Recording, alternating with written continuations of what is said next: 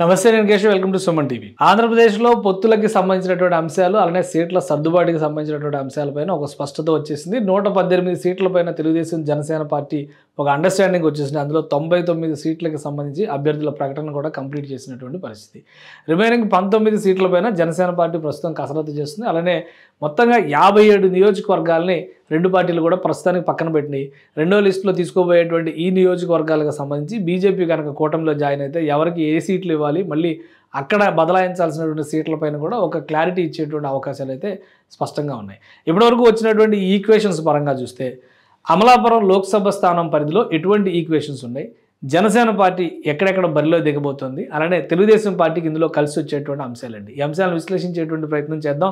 Ready to move in premium triplex villas at Kollur APR projects. మొత్తంగా announce చేసినటువంటి జాబితా ప్రకారం చూస్తే కనుక ఇక్కడ అన్నిటికంటే ముందడుగు వేసినటువంటి పరిస్థితి కనిపిస్తుంది. ఎందుకంటే తెలుగుదేశం పార్టీ 4 నియోజకవర్గాలకు సంబంధించినటువంటి అభ్యర్థుల్ని ఇప్పటికే ప్రకటించేసింది. అంటే మొత్తంగా అమలాపురం లోక్సభ పార్లమెంటరీ స్థానం పరిధిలో 7 అసెంబ్లీ స్థానాలు ఉన్నటువంటి పరిస్థితి. అందులో 4 నియోజకవర్గాలపైన తెలుగుదేశం పార్టీ స్పష్టత ఇచ్చేసింది.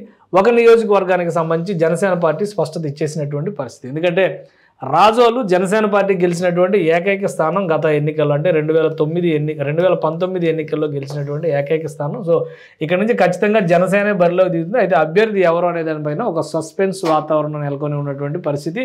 గతంలో వైఎస్ఆర్సీపీలో బరిలో దిగినటువంటి బొంతు రాజేశ్వరరావు 2019 తర్వాత జరిగినటువంటి పరిణామాలు, అలానే రాజోలు ఎమ్మెల్యేగా గెలిచినటువంటి రాపాక వరప్రసాద్ వెళ్ళి వైఎస్ఆర్సీపీ పంచన చేరడం, అక్కడ ఉన్నటువంటి నేపథ్యంలో బొంతు రాజేశ్వరరావు జనసేన పార్టీలోకి రావడం, కొంతకాలంగా ఆయన పార్టీకి సంబంధించి పెద్ద దిక్కుగా దాదాపు ఒక 2-3 ఏళ్లుగా వ్యవహరిస్తున్నటువంటి పరిస్థితి ఉంది. అయితే మరొక అధికారి, మాజీ అధికారి వరప్రసాద్ అక్కడ ప్రయత్నాలు చేస్తున్నట్టుగా తెలుస్తుంది. మరొకరు కూడా డాక్టర్ రాపాక రమేష్ పేరుతో మరొక నాయకుడు అక్కడ జనసేన పార్టీకి సంబంధించినటువంటి యాక్టివిటీస్ పర్యవేక్షిస్తున్నటువంటి పరిస్థితి ఉంది. సో ఈ కన్ఫ్యూజన్ నేపథ్యంలో ఎవరు అభ్యర్థి అనేటువంటి విషయంలో జనసేన పార్టీ ఇక్కడ స్పష్టత ఇవ్వకపోయినప్పటికీ చాలా స్పష్టంగా రాజోలు సీటు మాత్రం జనసేన పోటీ చేసేటువంటి సీటు, అది క్లియర్. ఇక తెలుగుదేశం పార్టీ 4 సీట్లకు సంబంధించి ఒక స్పష్టత ఇచ్చింది. ఆ 4 సీట్లు ఏంటో ఒకసారి చూద్దాం. ముమ్మిడివరంకి సంబంధించి దాట్ల సుబ్బరాజు, గతంలో కూడా ఆయన అక్కడ పోటీ చేసినటువంటి నాయకుడు తెలుగుదేశం పార్టీ నుంచి. సో మరొకసారి ఆయనకి అవకాశం ఇచ్చినటువంటి పరిస్థితి. ఇక పి గన్నవరం ఎస్సీ నియోజకవర్గానికి సంబంధించి సరిపెళ్ల రాజేష్ కుమార్, అంటే మహాసేన్ రాజేష్గా పాపులర్ అయ్యిన సోషల్ మీడియాలో తెలుగుదేశం పార్టీకి అనుకూలంగా అనేక వాదనలు వినిపిస్తున్నటువంటి నాయకుడు. ఈ నేపథ్యంలో ఆయనకి టికెట్ కేటాయించారు. అక్కడ స్థానికంగా ఉన్నటువంటి నాయకత్వం ఈయన రాకని వ్యతిరేకిస్తూ కూడా నిరసన గళాలు వినిపిస్తున్నటువంటి పరిస్థితి ఉంది. సో ఏ విధంగా అసంతృప్తిని చల్లారుస్తారు, పార్టీని క్రమశిక్షణతో రెండు పార్టీల నాయకులు ఒక విధంగా ముందుకు ఎలా తీసుకెళ్తారనేది అది వారి బాధ్యత. ఇక కొత్తపేటకు సంబంధించి బండారు సత్యానందరావు, ఈయన కూడా సీనియర్ లీడరు, అక్కడి నుంచి రిప్రజెంట్ చేస్తున్నటువంటి నాయకుడు. సో ఆయనకు మరొకసారి అవకాశం దక్కింది. మండపేట ప్రస్తుతం సిట్టింగ్ ఎమ్మెల్యే జోగేశ్వరరావు, ఈయన సీట్ అనౌన్స్ చేసినాకే రెండు పార్టీల మధ్య కూడా ఆవేశాలు వచ్చి నువ్వు 2 అనౌన్స్ చేస్తే నేను 2 అనౌన్స్ చేస్తాను. పవన్ కళ్యాణ్ గారు RRR ఫార్ములాలో భాగంగా రాజానగరం రాజోలు అనౌన్స్ చేశారు. రాజోలు అభ్యర్థిని ఇంకా అనౌన్స్ చేయలేదు కాబట్టి బహుశా ఆయన అనౌన్స్ చేస్తారని మనం ఎదురు చూడాలి. ఇప్పుడు మిగిలినటువంటి నియోజకవర్గాల పరిస్థితి చూద్దాం. ఇక్కడ రామచంద్రాపురం, అమలాపురం 2 నియోజకవర్గాలు ప్రస్తుతం పెండింగ్లో ఉన్నటువంటి నియోజకవర్గాలు. ఇది ఎవరి కోటాలోకి వెళ్ళబోతున్నాయి, ఒకవేళ బీజేపీ అడగడానికి అవకాశం ఉండేటువంటి నియోజకవర్గాలు ఏమైనా ఉన్నాయా, ఇందులో ఒకసారి పరిశీలించేటువంటి ప్రయత్నం చేద్దాం.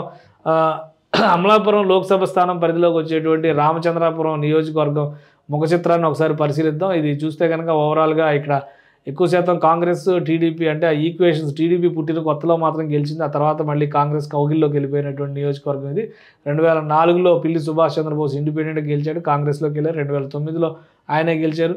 2012లో ఉప ఎన్నికల్లో మళ్ళీ ఆయనే గెలిచారు. 2012 తర్వాత 2012లో ఉప ఎన్నికల్లో గెలిచింది తోట త్రిమూర్తులు కాంగ్రెస్ పార్టీ తరఫున. తర్వాత ఆయన తెలుగుదేశంలోకి వచ్చారు. 2014లో ఉమ్మడి అభ్యర్థిగా తెలుగుదేశం పార్టీ నుంచి గెలుపొందారు. తర్వాత 2019లో చెల్లుబోయిన శ్రీనివాసు వేణుగోపాల కృష్ణ, ప్రస్తుతం ఆయన మంత్రిగా ప్రాతినిధ్యం వహిస్తున్నటువంటి నాయకుడు. ఈ 2009 ఈక్వేషన్స్ చూద్దాం మనం, ఎందుకంటే అది కూడా ఇంపార్టెంట్ కదా మనకి. ప్రజారాజ్యం పార్టీ ఇక్కడ పర్ఫార్మెన్స్ ఏ విధంగా, తోట త్రిమూర్తులు ఇక్కడ నుంచి ప్రజారాజ్యం పార్టీ తరఫున బరిలోకి దిగారు, 2వ స్థానంలో నిలిచారు. 4000 ఓట్ల తేడాతో పిల్లి సుభాష్ చంద్రబోస్ ఇక్కడ కాంగ్రెస్ పార్టీ తరఫున బరిలో దిగి గెలుచుకున్నటువంటి పరిస్థితి. ఇక టీడీపీ నుంచి గుత్తుల శ్రీ సూర్యనారాయణ బాబు పోటీ చేశారు. 3వ స్థానానికి పరిమితమయ్యారు. 23%, కేవలం 16% ఓట్లు మాత్రమే దక్కించుకున్నటువంటి నియోజకవర్గం రామచంద్రాపురం. అంటే 2012 ఉప ఎన్నికల్ని మనం మినహాయించి చూస్తే 2012 ఉప ఎన్నికలకు టీడీపీ థర్డ్ పొజిషన్లోనే ఉంది, మరీ టూ మచ్, అంటే 6,000 ఓట్లు మాత్రమే వచ్చినటువంటి పరిస్థితి. సో రామచంద్రాపురం నియోజకవర్గానికి సంబంధించి ఇక్కడ సినారియో చాలా దారుణంగా ఉందని చెప్పాల్సి ఉంటుంది. ఎందుకంటే 6,000 ఓట్లు 4% మాత్రమే ఉప ఎన్నికల్లో వచ్చింది. అది కాంగ్రెస్ వర్సెస్ వైసీపీ నడిచినటువంటి ఈక్వేషన్లో తోట త్రిమూర్తులు రంగంలో దిగారు. ఇదే తోట త్రిమూర్తులు ప్రజారాజ్యం పేరు మీద పోటీ చేసి 2009లో ఓటమి పాలయ్యారు. ఆయన అప్పుడు కాంగ్రెస్లో మరి ప్రజారాజ్యం కలిసింది కాబట్టి తోట త్రిమూర్తులు బరిలో దిగి పిల్లి సుభాష్ చంద్రబోస్ని ఓడించారు. అయినా కానీ 66,000 ఓట్లు వచ్చినాయి. మెజారిటీ 4,000 మాత్రమే. టీడీపీ 6,000 చేల్చడం ఒక రకంగా అక్కడ దెబ్బ కొట్టినట్టు చూడాల్సి ఉంటుంది మనకి. 2014లో తోట త్రిమూర్తులు ఉమ్మడి అభ్యర్థిగా మరొకసారి పిల్లి సుభాష్ చంద్రబోస్ని ఓడించారు. ఎందుకంటే అక్కడి నుంచి చూస్తే పిల్లి సుభాష్ చంద్రబోస్ 68,000 ఓట్లు, ఇక్కడ ఉమ్మడి అభ్యర్థిగా తోట త్రిమూర్తులు 85,000 ఓట్లు, 16,000 ఓట్ల మెజారిటీతో 2014లో గెలుపొందినటువంటి పరిస్థితి. 2019 ఈక్వేషన్ చూస్తే చెల్లుబోయిన గోపాలకృష్ణని ఇక్కడ బరిలోకి దింపింది వైఎస్ఆర్సీపీ. పిల్లి సుభాష్ చంద్రబోస్ని అక్కడ రాజ్యసభకు పంపినటువంటి పరిస్థితి. ఎమ్మెల్సీని చేసి మంత్రి ఇచ్చారు, తర్వాత రాజ్యసభకు కూడా పంపారు. సో 2019 లెక్కల్లో ఆయనకి ఒక రకంగా రిటైర్మెంట్, ఎమ్మెల్యే నుంచి బరిలో నుంచి తప్పుకున్నటువంటి పరిస్థితి. అయితే చెల్లుబోయిన గోపాలకృష్ణ గెలిచారు. తెలుగుదేశం పార్టీ నుంచి తోట త్రిమూర్తులు బరిలో దిగారు. 70,000 ఓట్లు తేడాతో ఉన్నాయి. ఆ తెలుగుదేశం పార్టీని ఇక్కడ దెబ్బ కొట్టినటువంటి ప్రధానమైనటువంటి ఈక్వేషన్ జనసేన పార్టీ చంద్రశేఖర్ పోలిశెట్టిని బరిలోకి దింపింది. తోట త్రిమూర్తులు బలమైనటువంటి అభ్యర్థి కాబట్టి ఆ మాత్రం ఓటు బ్యాంక్ దక్కించుకున్నారేమో అనేటువంటి అనుమానం కలుగుతుంది.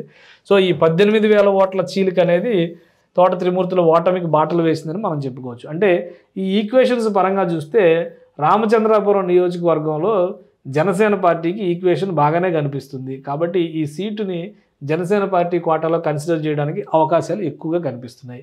అంటే ఇక్కడ పెండింగ్లో పెట్టినటువంటి 2 సీట్లే, ఈ 2 సీట్లు బహుశా 2 జనసేన పార్టీకి వెళ్ళేటువంటి సీట్లుగానే కనిపిస్తున్నాయి అమలాపురం పార్లమెంటరీ పరిధిలో చూస్తే కనుక మనం. ఎందుకంటే రాజోలు ఎలాగూ ఒకటి అనౌన్స్ చేసేసారు కాబట్టి. సో ఒకసారి అమలాపురం లెక్కలు కూడా మనం చూద్దాం. అమలాపురం లెక్కలు చూస్తే కనుక అమలాపురం రిజర్వ్డ్ నియోజకవర్గం. ఇది రిజర్వ్డ్ నియోజకవర్గం. 2009లో పినిపే విశ్వరూప్ కాంగ్రెస్ పార్టీ నుంచి గెలుపొందినటువంటి నియోజకవర్గం. 2014లో ఇక్కడ జనసేన పార్టీ, అంటే 2014లో తెలుగుదేశం పార్టీ కూటమి అభ్యర్థి గెలుపొందినటువంటి, 2019లో మళ్ళీ పినిపే విశ్వరూప్.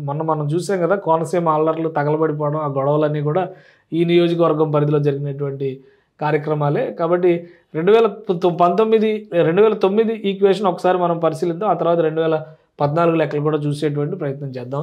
2009లో జరిగినటువంటి ఈక్వేషన్స్లో ప్రజారాజ్యం పార్టీ నుంచి చింతా కృష్ణమూర్తి ఇక్కడ బరిలో దిగారు. 51,000 ఓట్లు దక్కించుకున్నటువంటి పరిస్థితి. కాంగ్రెస్ నుంచి పినిపే విశ్వరూపు 57,000 ఓట్లు, 6,273 ఓట్ల మెజారిటీని ఆయన గెలుపొందారు కాంగ్రెస్ పార్టీ నాయకులు. కానీ విచిత్రమైన పరిస్థితి అంటే తెలుగుదేశం పార్టీ 3వ స్థానానికి, ఐతాబత్తుల ఆనందరావు 3వ స్థానానికి 23,000 ఓట్లు మాత్రమే దక్కించుకున్నటువంటి పరిస్థితి. అంటే 16%. అంటే 2004 ఎలక్షన్స్తో పోల్చి చూసినప్పుడు 12% లాస్ తెలుగుదేశం పార్టీకి ఇక్కడ జరిగింది ఓట్ షేర్ విషయంలో. సో ఇది ఓవరాల్గా చూస్తే ఇక్కడ ప్రజారాజ్యం రాక వలన తెలుగుదేశం పార్టీ డౌన్ఫాల్ ఇక్కడ స్టార్ట్ అయింది ఈ నియోజకవర్గంలో మనం అర్థం చేసుకోవచ్చు. ఇక 2014లో ఏం జరిగిందో మనం చూద్దాం. ఎందుకంటే ఇక్కడ కూటమి పోటీ చేసింది. 2014లో కూటమి బరిలోకి దిగినటువంటి నేపథ్యంలో ఐతాబత్తుల ఆనందరావు 76,000 ఓట్లు దక్కించుకున్నారు.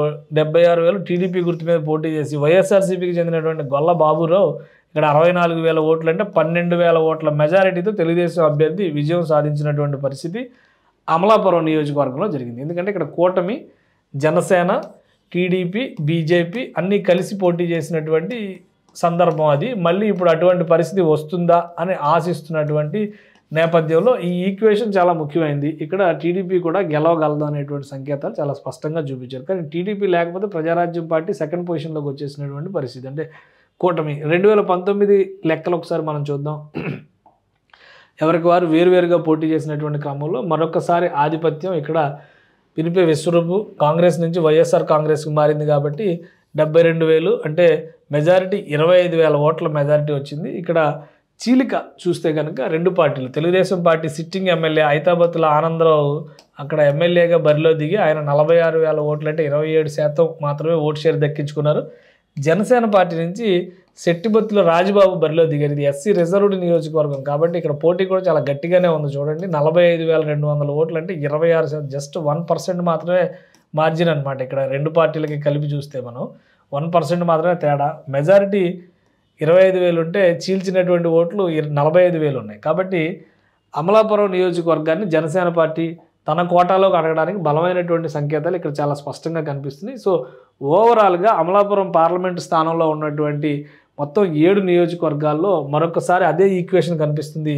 3 జనసేన పార్టీ కోటాలోకి, అలానే 4 తెలుగుదేశం పార్టీ కోటాలోకి. ఆల్రెడీ తెలుగుదేశం పార్టీ అనౌన్స్మెంట్ అయిపోయింది కాబట్టి బహుశా ఈ 2 నియోజకవర్గాలు కూడా జనసేన పార్టీ పెండింగ్లో పెట్టినటువంటి నియోజకవర్గాలుగా కనిపిస్తున్నాయి. ఒకవేళ ఇక్కడ నుంచి జనసేన అభ్యర్థులు దిగితే కనుక ఒకటి ఎస్సీ రిజర్వ్డ్ నియోజకవర్గం, 2 ఎస్సీ రిజర్వ్డ్ నియోజకవర్గాలు. ఎందుకంటే రాజోలు అండ్ అమలాపురం 2 కూడా.